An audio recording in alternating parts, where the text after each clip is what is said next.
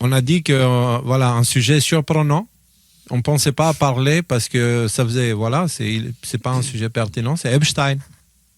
On va parler d'Epstein. Quelle surprise. On va juste lire quelques textes parce que ça va nous donner une idée de où on en est à peu près, ok? Donc, il y a quelques jours, l'ancien premier ministre norvégien Thorbjørn Jagland tente de se suicider peu après avoir été inculpé pour corruption dans le cadre de l'affaire Jeffrey Epstein. Donc, l'ancien premier ministre norvégien qui fait une tentative de suicide après avoir été mêlé dans l'affaire Epstein. Okay? Exposé plutôt, parce qu'il était mêlé avant. On continue. Royaume-Uni. Oui, Nico, tu voulais dire quelque chose? Je veux dire, ça prouve sûrement que son implication dans l'affaire Epstein n'est pas très grave. Hein. Le fait. Oui, non, c'est un passant. C'est clair, c'est un passant, il n'a rien fait. Il est innocent. Alors, Royaume-Uni, rattrapé par les fichiers Epstein, Peter Mandelson, ancien bras droit de Tony Blair, plonge le Labour en pleine tourmente. Donc, c'est le parti anglais. Voilà. Voilà. C'est la merde en Angleterre, parce qu'il y a des gens du gouvernement là-bas qui sont vraiment dans les draps sales. Lui, il a été arrêté, je crois, et il a été libéré, je crois. Je sais pas.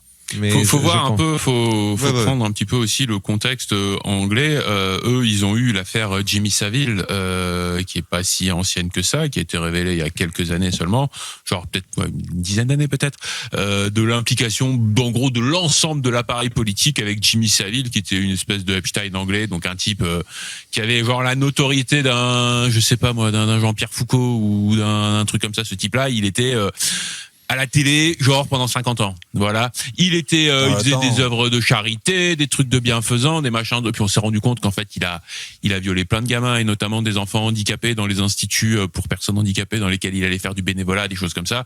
Et que non seulement ça, mais qu'en plus il était mouillé avec tout l'appareil politique. Grand copain du prince Charles, enfin du roi Charles, de l'ancien prince Charles, roi d'Angleterre. Attends, c'est plus important que ça. Hein. Je suis désolé, Rudy. Ce qui est important de dire, c'est que c'était.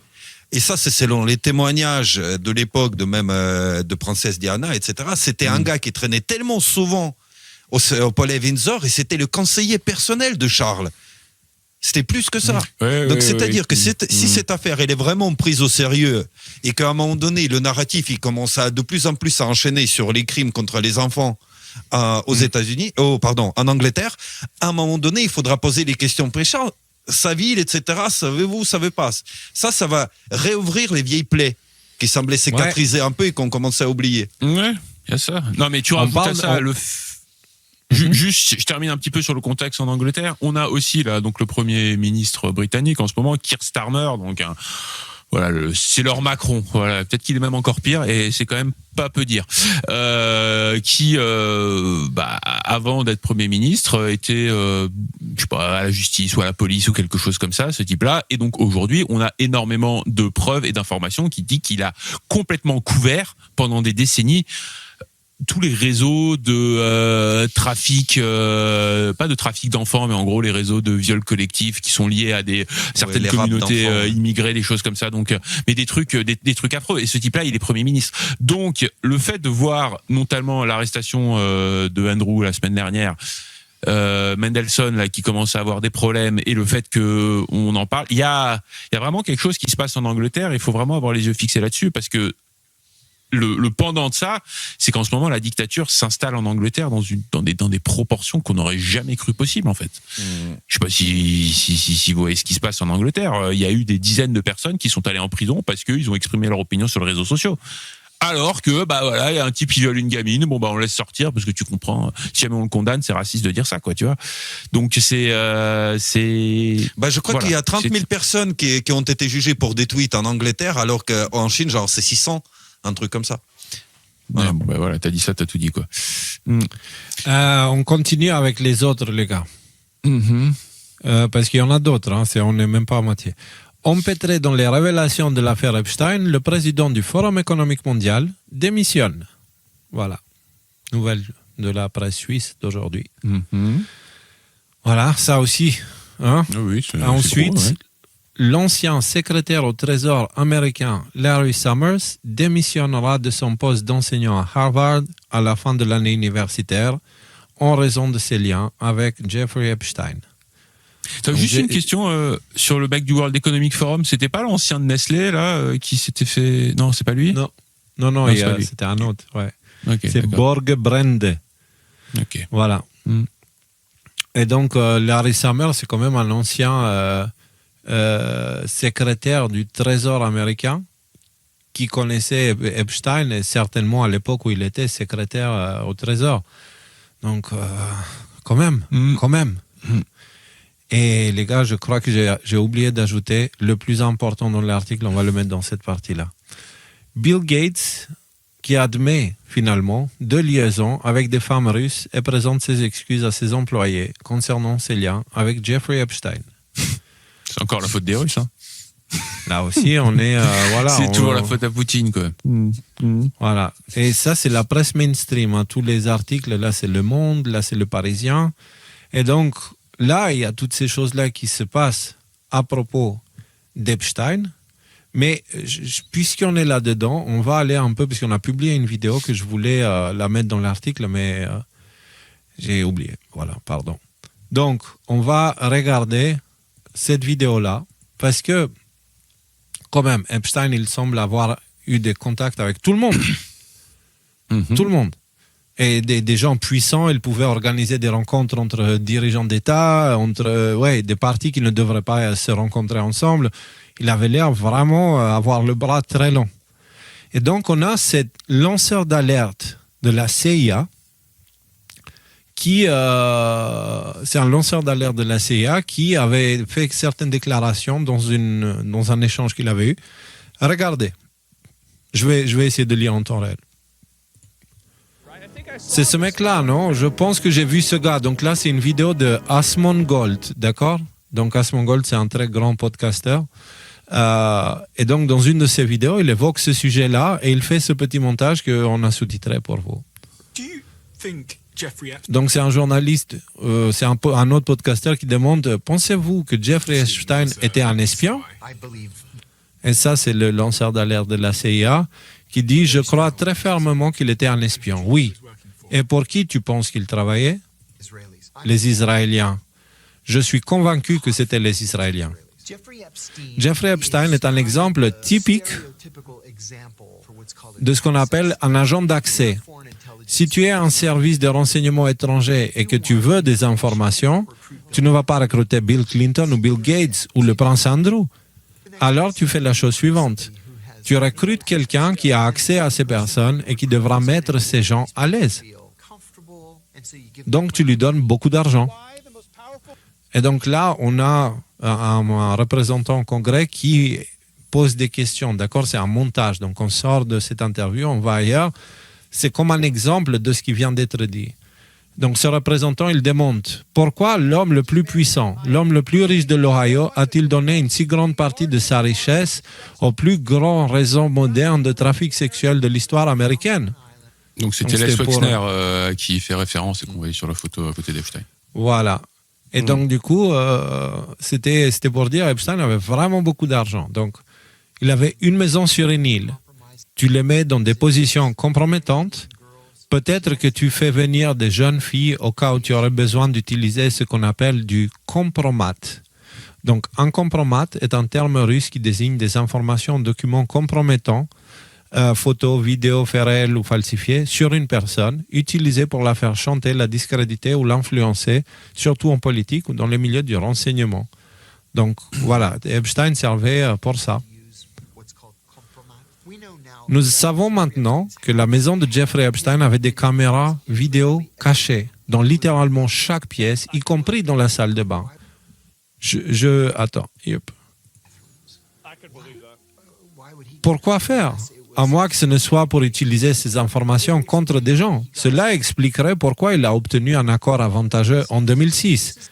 Écoutez, je veux dire, c'est un gars qui a été condamné pour crime contre des enfants.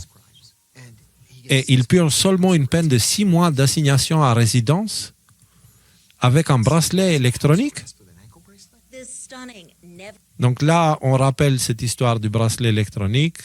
Ce mémo de poursuite stupéfiant, jamais vu auparavant, et ce projet d'acte d'accusation dans lequel les procureurs en Floride détaillent les preuves troublantes qu'ils ont recueillies contre le financier, Epstein, le qualifiant de danger continu pour la communauté, mais cet acte d'accusation de 60 chefs d'accusation n'a jamais été déposé. Au lieu de cela, Epstein a obtenu un accord, désormais tristement célèbre, lui permettant de plaider coupable à des accusations moindres d'État pour prostitution. Donc, vous avez compris l'idée, l'exemple donné. Donc, le lanceur d'alerte continue. Nous avons des peines minimales obligatoires dans ce pays. C'est une peine minimale obligatoire de 5 ans pour la première infraction. Alex Acosta, qui était le procureur à l'époque, il a dit qu'il a été ordonné par le procureur général de donner à Epstein cet accord avantageux. Donc on a maintenant un rappel de ce qui s'était passé avec le journaliste qui dit « Dans Justice League, nous avons maintenant de nouveaux détails sur le témoignage d'Alexandra Acosta, l'ancien procureur américain de Floride qui a négocié l'accord de plaidoyer avantageux de Jeffrey Epstein en 2007 et en 2008. Un accord qui a conduit le pédophile notoire à ne purger que 13 mois de prison. Et même moi, car qu'il avait une libération conditionnelle Pour le travail. Pour le travail. Et donc, on revient au lanceur d'alerte. Qui est la seule personne qui peut ordonner au procureur général de faire quelque chose? C'est le président. Alors, était parce que Epstein travaillait sur Clinton? Il était un espion. Et je suis très je suis affirmatif sur ce que je dis. Et là, je vais laisser la suite pour plus tard, mais déjà, qu'est-ce que vous pensez jusqu'à là? Parce que concrètement, c'est hardcore. Ça veut dire que les ordres pour protéger Epstein, ça pouvait venir d'au-dessus. Ça venait d'au-dessus, mais on ne sait pas jusqu'à où ça pouvait venir du président, tu vois. Vous voulez voir la suite? Oui, c'est très grave. Maintenant, est-ce que tu tombes de ta chaise? Clinton, il a été 26 fois... Non. Mais justement, imagine la révélation que c'est si derrière, par exemple, je dis par exemple, c'est pas une affirmation, si demain on dit que sur ordre direct, supposons d'Obama, Epstein, il n'a purgé que 6 mois de prison pour une affaire d'atteinte justement ça, sexuelle ce serait très à des différent. enfants. Non, mais dans la perception du public, c'est-à-dire que l'affaire Epstein n'est plus une affaire d'un sombre réseau. Mais je suis tout à fait d'accord avec toi. Mais encore une fois, là, on a un type de la CIA qui donne un témoignage. Ce que je veux dire, c'est que on peut pas croire les agents espions de la CIA quand ils disent des choses qui vont dans notre sens, et pas les croire quand ils dans le cas contraire. Laisse-moi mettre la suite parce que ça devient super intéressant du coup. Comme ça, on va rediriger le débat vers une direction intéressante. Toujours le même agent de la CIA qui dit « Si je pensais que Jeffrey Epstein était un agent du Mossad israélien, je dirais absolument, positif, oui. » Et puis Dershowitz, qui est l'avocat de Epstein, justement, il dirait « Je m'oppose à cela » et il l'interrompt constamment. Pour contexte, Alan Dershowitz est l'ancien avocat d'Epstein qui a aidé à négocier l'accord de non-poursuite de 2006. Donc là, c'est Dershowitz qui est interviewé par un journaliste et du coup, le journaliste qui lui demande « Se pourrait-il que Jeffrey Epstein avait une vie complètement différente de celle qu'il vous a racontée, incluant le fait d'être un espion ?» Accrochez-vous maintenant. Me dire qu'il travaillerait pour le Mossad lui aurait donné une carte de sortie de prison gratuite. T'as vu la tête de l'autre? Vous avez compris ce qu'il a dit?